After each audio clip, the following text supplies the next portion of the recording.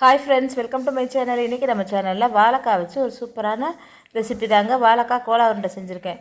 அதுக்கு வந்து நான் சின்ன சைஸ் வாழைக்காய் தான் 4 வாழைக்காய் எடுத்திருக்கேன். நல்ல பிஞ்சு வாழைக்காய் தான்.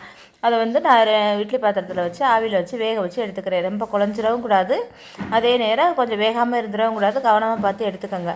தோலை உரித்து எடுத்து வச்சுருக்கேன். அதுக்கு வெங்காயம், தக்காளி, வெங்காயம், பூண்டெல்லாம் எடுத்து உரித்து வச்சுருக்கேன். அதுக்கப்புறம் ஒரு கடாயில் எண்ணெய் ஊற்றி எண்ணெய் காஞ்சது கொஞ்சம் சோம்பு, ஒரு ஸ்பூன் அளவுக்கு சோம்பு போட்டுக்கோங்க. கொஞ்சம் கசகசா ஒரு அரை ஸ்பூன் அளவுக்கு கசகசா போட்டு பொரிஞ்சதுக்கப்புறம் ஒரு பட்டை துண்டு ஒன்று கொஞ்சம் போட்டுக்கோங்க. பட்டை போட்டுட்டு அதுக்கப்புறம் பூண்டு, இதுக்கு வந்து பச்சை மிளகா 4 பச்சை மிளகா போட்டிருக்கேன். நான் 4 பச்சை மிளகாய் நல்லா கழுவிட்டு 2ஆக கட் பண்ணி போட்டிருக்கேன்.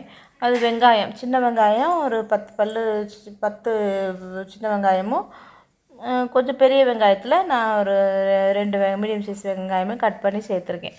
2மே கலந்து போட்டிருக்கேன் இன்றைக்கி நான். நீங்கள் பெரிய வெங்காயம் மட்டும் இருந்தாலும் அதை மட்டும் போட்டுக்கலாம். அதுக்கப்புறம் நம்ம வரமிளகா போட்டோம்னா கொஞ்சம் டேஸ்ட்டு கொஞ்சம் நல்லாயிருக்கும். அதனால் 2 வரமிளகாயும் நான் இதில் சேர்த்துக்கிறேன்.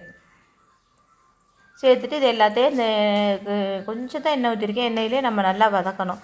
வதங்கினதுக்கப்புறம் இதில் வந்து நம்ம வந்து மெயினாக கண்டிப்பாக சேர்த்துக்க வேண்டியது பொட்டுக்கடலை. கரெக்டாக ஒரு 4லேருந்து 5 ஸ்பூன் அளவுக்கு பொட்டுக்கடலை சேர்த்துக்கோங்க.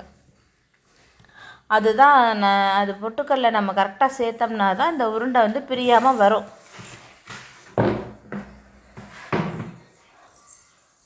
பொட்டுக்கடலை சேர்த்து அதையும் நல்லா வதக்கணும். நான் ஒரு 5 ஸ்பூன் அளவுக்கு நான் போட்டிருக்கேன். நல்லா வதக்கிட்டு அதுக்கப்புறம் தேங்காய் வந்து ஒரு 2 ஸ்பூன் போட்டால் கூட போதும். தேங்காயை நம்ம அதிகமாக சேர்த்துட்டோம்னாலும் உருண்டை வந்து நம்மளுக்கு எண்ணெயில் பிரிஞ்சு வந்துடும். அதனால் தேங்காயுமே நம்ம அளவாக தான் சேர்த்துக்கணும். நான் ஒரு 2 ஸ்பூன் அளவுக்கு துருவன தேங்காயை சேர்த்துக்கிறேன். சேர்த்துட்டு அதையும் நம்ம நல்லா வதக்கி விட்டுறணும். நல்லா வதக்கிட்டு அதுக்கப்புறம் நம்ம வந்து இதை வந்து ஆற வச்சிடணும். நல்லா வதங்கினதுக்கப்புறம் ஒரு தட்டில் கொட்டி நம்ம நல்லா ஆற வச்சிடணும். ஆறிக்கிட்டு இருக்கும்போது நம்ம வந்து இதை வந்து நம்ம கேரட் துருவோம்ல, அதில் துருப்பி எடுத்துக்கிட்டாலும் சரி, இல்லை கையிலே மசிச்சுக்கிற மாதிரி இருந்தாலும் சரி, இல்லை ஸ்பேசர் வச்சு மசிச்சுக்கிட்டாலும் சரி, எப்படியோ ஒன்று நம்ம நல்லா கையிலே அதை மசித்து நான் எடுத்துட்டேன் இன்றைக்கி. அதுக்கப்புறம் இந்த ஆறுனது எல்லாத்தையும் மிக்சியில் போட்டு அரைச்சிட்டு இந்த வாழைக்காயிலே கொஞ்சம் நான் அதில் போட்டு நான் அதையும் அரைச்சிக்கிறேன். கொஞ்சம் சட்டியில் கொஞ்சம் இருக்குது, மிச்சத்தை வாழைக்காயை நான் அதில் போட்டு அரைச்சிட்டு நம்ம வந்து கொஞ்சமாக தண்ணி, தேவையான அளவு கொஞ்சம் தண்ணி ஊற்றிக்கிட்டு நம்ம அரைச்சிக்கலாம்.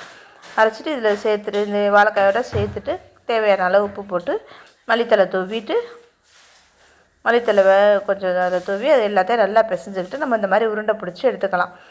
நம்ம எண்ணெயை தொட்டுக்கிட்டு உருண்டை பிடிச்சாலும் சரி, இல்லை தண்ணியை தொட்டுக்கிட்டு நம்ம உருட்டி வடை போடுற மாதிரி போடுறதுனாலும் கூட நம்ம போடலாம். சேஃப் வடை மாதிரியும் தட்டிக்கலாம். இதை நான் இன்றைக்கி உருண்டை மாதிரி தான், இது கோலா உருண்டை தானே, அதனால் உருண்டை மாதிரி நான் செஞ்சுருக்கேன்.